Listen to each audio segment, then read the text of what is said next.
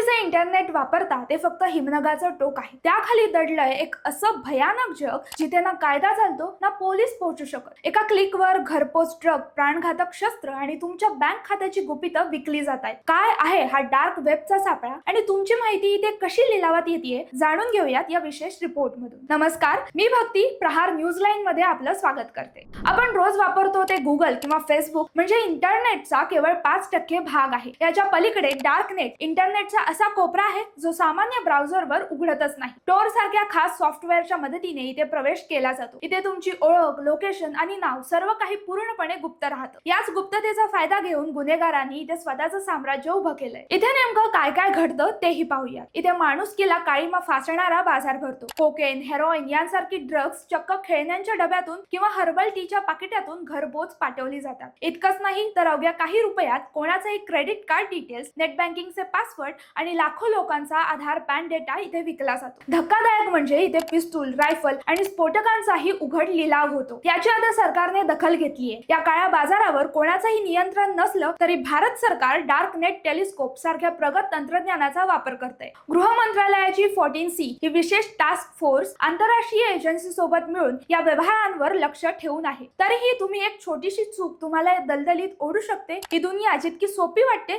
तितकीच ती जीवघेणी आहे. तंत्रज्ञानाचा वापर प्रगतीसाठी व्हायला हवा, पण डार्क वेब सारखी माध्यमं समाजाच्या सुरक्षेसाठी कर्करोग ठरत आहेत. पालकांनी आपल्या मुलांच्या इंटरनेट वापराकडे डोळसपणे पाहण्याची हीच योग्य वेळ आहे. डार्क वेब हे इंटरनेटचं असं जग आहे जिथे पाऊल टाकणं म्हणजे स्वतःचा विनाश ओढावून घेण्यासारखं आहे. लक्षात ठेवा, इंटरनेटवर मोफत मिळणाऱ्या गोष्टी किंवा शॉर्टकट तुम्हाला डार्क वेबच्या खाईत ढकलू शकतात. तुमची गुप्तता हीच तुमची सुरक्षा आहे. सतर्क राहा आणि सुरक्षित इंटरनेट वापरा. माहिती आवडली असेल तर कमेंट्स मध्ये नक्की कळवा आणि असेच नवनवीन व्हिडिओ पाहण्यासाठी प्रहार न्यूज लाईनला लाईक, शेअर आणि सबस्क्राईब करायला विसरू नका. धन्यवाद.